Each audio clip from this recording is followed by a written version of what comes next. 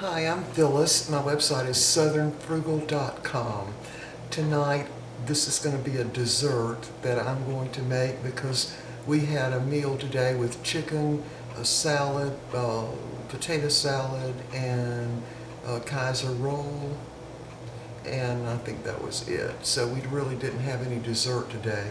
So we're going to make this tonight. It's sort of a dessert. So we're going to call this yummy sweet potato cakes with maple syrup. So we're going to start out with a sweet potato, and I want to talk about that for a minute because some of y'all younger ladies probably have never cooked a sweet potato in your life. You probably never even bought one. Now, for this recipe, canned sweet potatoes are not going to work because first of all, they don't even have enough taste. This is a sweet potato I'm using. You can sort of tell by the size of my hand. See how it's shaped? It's not one of those long, skinny ones or one of those short, really fat ones. Just a regular, medium sweet potato. Now, you can find these in the grocery store, and all you have to do is just bring them home, wash them, dry them off a little bit, and put them in the oven at 350 degrees for about an hour, maybe a little more. And when you want to check to see if they're done, you just put a little toothpick down in one of them. If it goes in easily, you know they're done. Now, you can freeze these. In fact, this was frozen. It's thawed out now. I cook a whole bunch of them at one time and freeze them. And I put them in just regular freezer bags. Usually about 5 will fit in one bag. But you could cook more than one at a time and just freeze the others. So anyway, we're going to start out with this. Now we're going to go ahead and peel this. Let me turn this down so you can see. And what I do is just cut off the end of it, usually, both ends. And after they've cooked, of course, they peel very easily. And I just look just to make sure there's no bug holes or anything in them. And usually there's not. I don't think in all the times I've cooked sweet potatoes I've ever found a real actual bug hole. Now, what happens is when you cook the sweet potato, cut that little piece off. See how brown it gets on the bottom? Now that brown is because the sugars are, as it's being cooked, are going down to the bottom of the sweet potato, and that's why it's more brown there. I do like to cut those little itty bitty things off where it had some of the roots were, and that's it. All right, let me push that aside, and now what I'm going to do is just slice down like that, and I do that to eliminate any of that stringy part of it that you find in sweet potatoes. So when we mix up the batter, we don't want it all stringy. And of course you would want to put it on a plate. Now I've been doing this for years, so no, I'm not going to cut myself. Cut that last little bit. Now I'm just going to put that right back on the plate there, and we're going to get the other part of this ready. Wipe my hands off. Alright, so we need 1 large egg, 1 tablespoon of, this is light brown sugar, or you could use dark brown, or you could use regular sugar. 1 tablespoon. My hands are sticky. Now, oops, that was really bad. Sweet potatoes are a lot sweeter than yams are. I'll just tell you that right off. So, but most places you can find sweet potatoes. All right. So, forgive the dish rag dropping in there. This is a clean dish rag, though. All right. So we're going to add 3 or 4 drops of pure vanilla extract. That's probably, I don't know, 1/3 of a teaspoon. We're going to use a little bit of cinnamon, just a dash or 2, like that. We're going to use some ground nutmeg. I'm only going to use like 1 dash of that. Well, 2. Let's make it 2. And then this one we're going to use, this is ground cardamom, and it gives it just a slight lemony taste. Just dip 2 of those in too.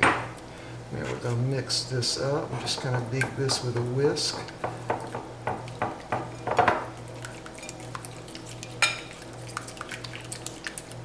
It doesn't have to be perfectly beaten. You don't need to use an electric mixer or anything.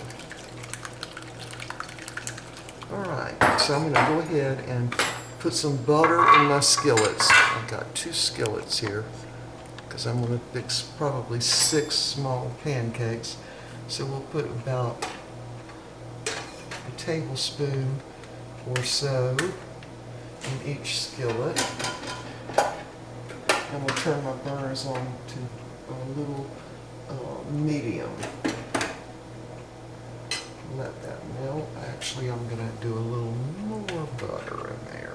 Now this butter is going to almost completely soak up in the little potato cakes. I got to get rid of that with the egg on it. Hold on.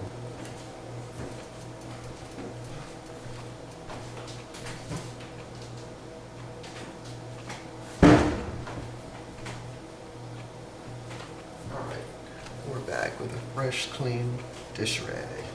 Alright, so we're going to go ahead and beat that. Get that egg and sugar and the spices incorporated and the vanilla. And now we're going to go ahead and put in our sweet potato.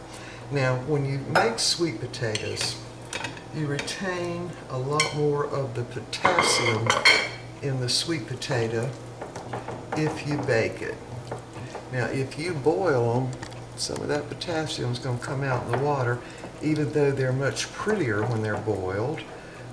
Baking retains some of those minerals. So we're just going to beat that up really good.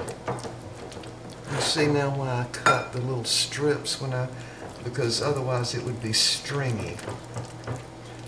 And this doesn't have to be perfectly smooth either.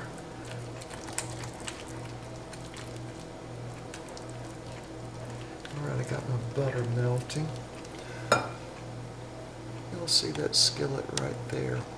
This skillet does not sit on my burner properly. This one does, but this one does not. And I really think it's my burner. So I have ordered some new burner little drip plates, I think they call them, because I think that's causing that to not sit level. In fact, what I'm going to do is roll up a little pot holder and stick it under there so it sits level. Alright, so we got our sweet potato in. Now, if there are little lumps in there, it doesn't make a bit of difference. Now we're going to add 1/3 cup of Hungry Jack complete pancake mix. So with this one, all you do is add water. Of course, we're not going to be adding any water. We might have to add a little milk, but won't be any water. So 1/3 of a cup of that. I'm just going to mix that in.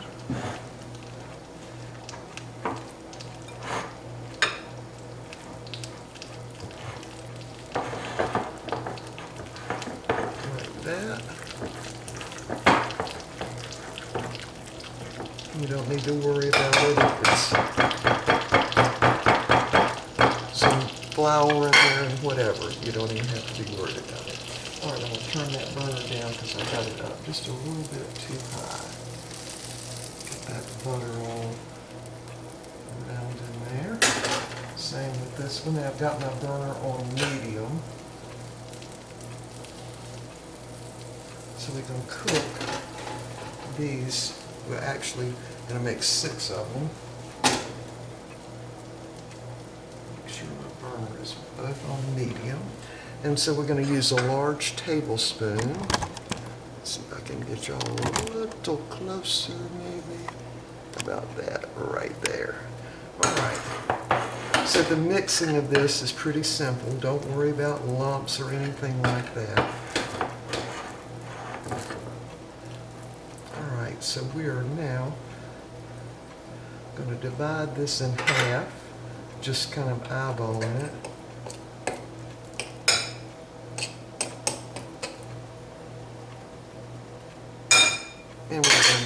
3 little pancakes out of each half. So do that. Put them in that butter. Kind of use your finger and the spoon to kind of spread them out a little bit. You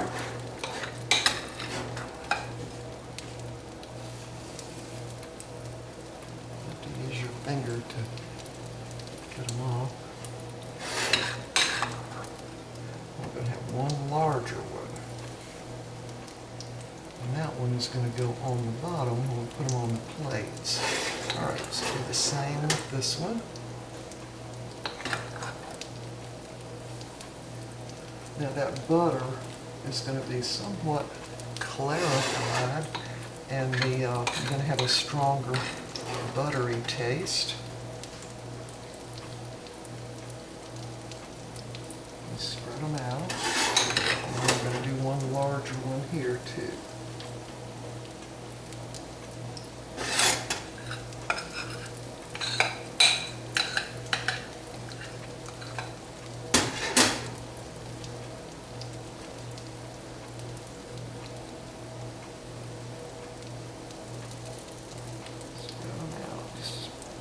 Somewhat spread out. Kind of jiggle them around a little bit. Don't want anything sticking.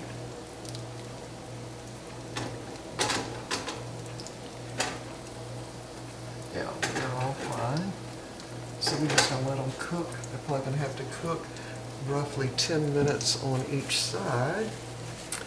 And so anyway, now let's have a little talk about sweet potatoes and yams.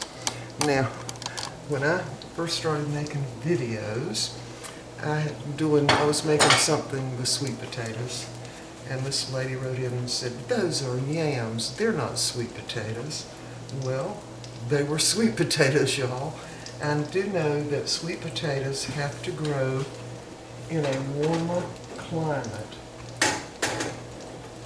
Warmer, I think, than yams do, but I'm not positive about that. But I do know there is a difference, even though pretty much everyone uses the name interchangeably. They're yams or they're sweet potatoes, or a sweet potato is a yam and a yam's a sweet potato. And no, it's not, y'all. These are definitely sweet potatoes. And they also get much bigger than yams. In fact, some of them get to be giant sweet potatoes. I have seen them like humongous. But what you want to do when you're at the grocery store is pick out some that are all about the same size. And you don't want to get one that's real big and then it gets smaller.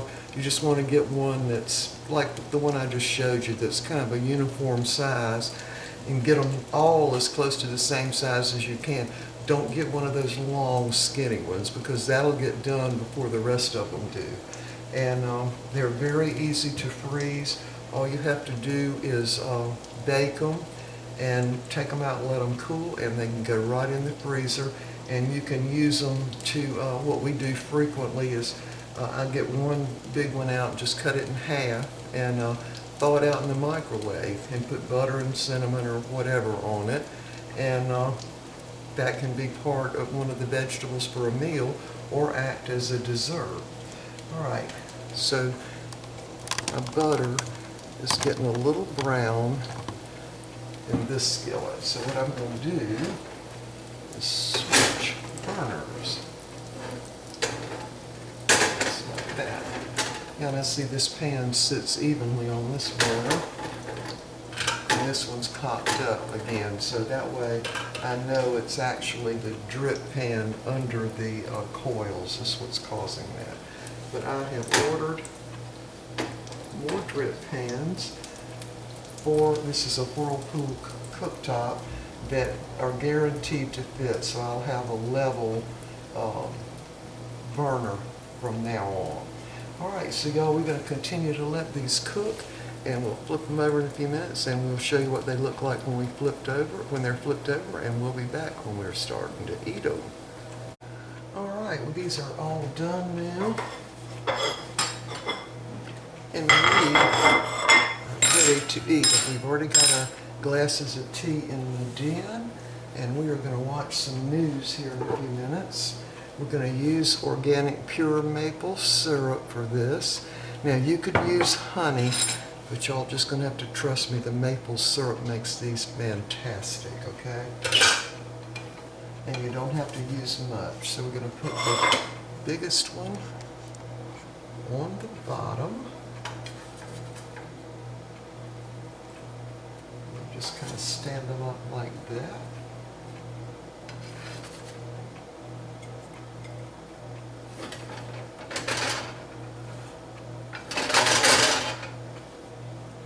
There we go. Got my burners turned off now. And I can't wait to get my new little drip pans for my stove. Yeah, the ones I got I think came from Lowe's, and they were the kind that fit any stove, and the ones that are the actual Whirlpool only have one little notch on one end here, and I think that would make them fit a lot better. All right, so now all we need to do here is put the syrup on them. And we're not going to use just a whole lot on them. Just pour a little bit on them. It's probably, I don't know, about 3 tablespoons. And I'm not going to taste of them, y'all. I already know what they taste like. They are yummy, yummy, delicious. And the maple syrup just really enhances their taste. All right, y'all, that's it. Let me give you a closer look. There they are, and I didn't put any additional butter on them because they soaked up most of the butter in the pan, and it really cooking them in butter like that, the butter taste gets enhanced. And here's mine. All right, we're going to eat, so we will see y'all next time on the next video. A lot of y'all have asked me, what do y'all eat at night? You don't really have we have our big meal around, I'd say anywhere between 2 and 3 o'clock in the afternoon. We have a smoothie in the morning, I guess anywhere from 7 to 9, depending on what we're doing that day. And so then at night we can have cereal, a little sandwich, nothing big. And this would be more like a dessert because we didn't have one at lunchtime. All right, y'all, we will see y'all next time. Bye for now.